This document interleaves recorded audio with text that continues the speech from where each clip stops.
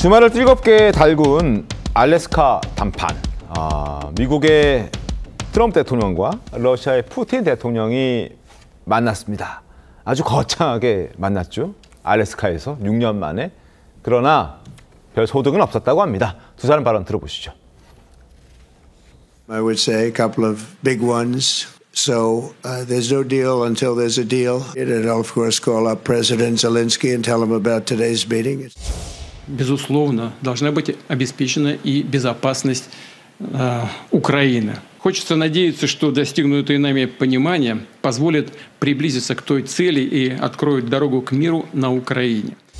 Next time in Moscow. Oh, that's an interesting one. 자, 합의 전까지는 노딜이다고 얘기하는 트럼프 대통령.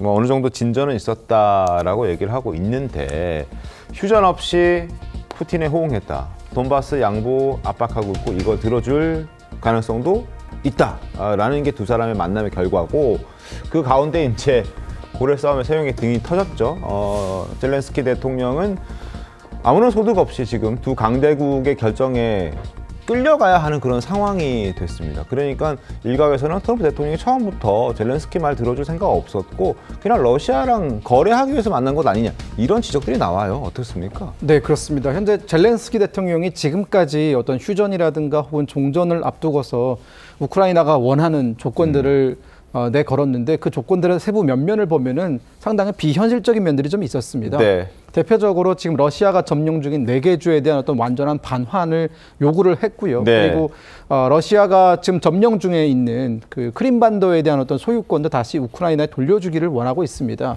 하지만 이런 부분들은 물론 우크라이나 입장과 우크라이나 국민들의 관점에서 본다면 당연한 어떤 얘기겠지만 네. 국제 정치의 어떤 현실적인 측면에서 봤을 때 러시아가 이미 시리아 지배 중인 곳을 어떤 협상의 대가로 얻어내는 것은 굉장히 어려운 일이고요. 특히나 해당 지역에서는 지금 우크라이나군이 고전을 면치 못하고 있거든요. 네. 그렇기 때문에 군사적으로 상당히 우위에 있는 러시아군이 순순하게 우크라이나가 원한다고 해서 그 지역들을 넘겨줄 가능성은 지금으로서는 제로에 가깝습니다. 그러다 보니까 그 트럼프 대통령 입장에서는 그런 젤렌스키 대통령의 마음도 이해는 하지만 네. 결국 이 협상을 어떤 성과적으로 이끌어내기 위해서는 서로가 서로를 좀 양보하는 게 어떻겠냐. 즉 우크라이나 입장에서는 4개 주 정도에서 2개 주 정도만 가져가는 것으로 합의를 보고 그 대신 나토라든가 혹은 유럽 국가들이 우크라이나의 방위에 조직적으로 참여할 수 있는 공간을 열어주고 그에 대한 어떤 군사적인 지원이나 자금적인 지원을 미국이 해줄 의향이 있다라고 밝혔거든요. 네. 또한 푸틴 대통령 입장에서는 본인들이 가장 원하는 돈바스 지역에 대한 소유권, 그 크림반도에 대한 안정적인 지배권을 확립한다면 나쁘지 않은 성과라고 볼 수 있기 때문에 트럼프 대통령은 지금 서로가 윈윈할 수 있는 최적의 어떤 조건을 찾아내기 위해서 고민을 하고 있는 것으로 보입니다. 구자연 변호사님 어떻게 보셨습니까? 이게 강대국들끼리 그냥 우크라이나에 대해서도 이렇게 결정해버릴 수가 있는 거구나. 이게 무슨 제2의 얄타회담 같은 느낌이. 그런 지적들이 있더라고요. 그렇죠. 저는 사실 이게 현실 세계에서 가능한가. 우크라이나가 이렇게 약소국이었나? 이런 생각까지 들었거든요. 자기 자신을 지킬 수 있는 능력을 상실해버리면은 국제사회에서 이렇게 돼버리는 거구나. 그래서 우리나라 입장에서도 수치스러우나마 평화를 원한다. 이런 얘기 함부로 꺼내서는 안 된다. 우리가 우리를 지킬 수 있는 힘이 필요하구나. 저는 레이건 대통령이 예전에 했던 말이 생각이 나거든요. 이런 상황을 대비해가지고 위험을 감수하는 것, 그리고 치욕을 감수하는 것 2가지가 있는데 그럼에도 불구하고 평화를 원하기 때문에 치욕을 선택하겠다라고 하는 국민이 있다면은 그 사람들은 지배당할 마음의 준비가 되어 있고 지배당이 마땅하다라고 하는데 우크라이나는 너무 안이하게 그 서방 세계의 지원이나 이런 거에 의존해 왔고 스스로가 자강을 할 수 있는 기회를 많이 놓쳤다. 지금 앞으로도 나토에 가입되는 것도 맞고 지금 저는 노딜이라 그러지만 푸틴과 트럼프 사이에서는 굉장히 협족하는 진행이 되고 있다고 보거든요. 앞으로 우크라이나도 러시아와 미국이 서로 결정하는 거에 의해서 좌지우지될 상황이 앞으로 지속될 수 있다. 우크라이나에서는 굉장히 사면초가다 이런 생각을 하게 됐습니다. 이제 이런 것을 우리가 볼 수 있는 장면이 있습니다. 트럼프 대통령 과거 프랑스 대통령 만났을 때 멍들게 하는 것 기억하시죠? 악수해가지고 멍들었잖아요, 마크롱 대통령이. 그런데 이번에는 인사할 때부터 굉장히 약간 공손한 듯한 느낌을 주는 인사 장면, 악수 장면도 포착이 됐습니다. 한번 보시죠.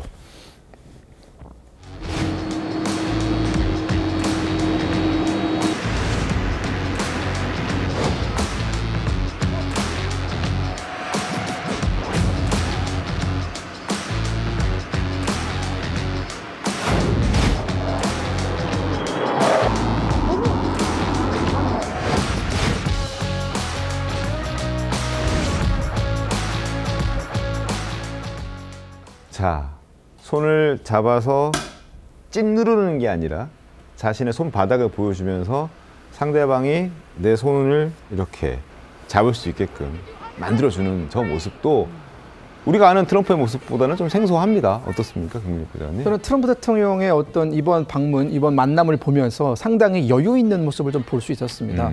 일단 첫 번째로 우리가 짚고 넘어가야 되는 것이 이 러시아 대통령 푸틴의 알래스카 방문은 역대 러시아 대통령 중 미국을 방문한 첫 번째 사례입니다. 네, 어느 누구도 러시아 대통령이 어느 누구도 물론 2명밖에 없습니다. 옐친과 푸틴밖에 없었습니다만 그 둘 중에 어느 누구도 단 한 번도 미국 땅을 밟아서 미국 대통령과 회담을 한 적은 없거든요. 지금까지 미국 대통령과 만남은 많았지만 주로 제3국에서 뭐 스위스라든가 뭐 오스트리아라든가 이런 곳에서 진행을 했지 미국 땅을 밟은 적은 없었습니다. 이번이 처음이라는 점, 즉 트럼프 대통령 입장에서는 본인의 집에 온 손님이기 때문에 어느 정도 여유를 가지고 보내주면서도 또한 이 당근과 채찍을 동시에 보여주는 그런 굉장히 협상가의 면면을 보여줬습니다. 손바닥을 내미는 그 장면 위에서는 바로 전략 폭격기가 날아다니고 있었고 스텔스기가 날아다니면서 이게 도대체 나를 환영하는 것인지 아니면 이 겁박을 하는 것인지 헷갈리게 만드는 그런 전략을 썼고요. 네. 그리고 상당히 어떤 외국 정상과 만나면 트럼프 대통령은 한 1시간 동안 본인이 하고 싶은 말을 하지 않습니까? 네. 근데 이번에는 그렇게 말을 많이 하지는 않았습니다. 그렇군요. 오히려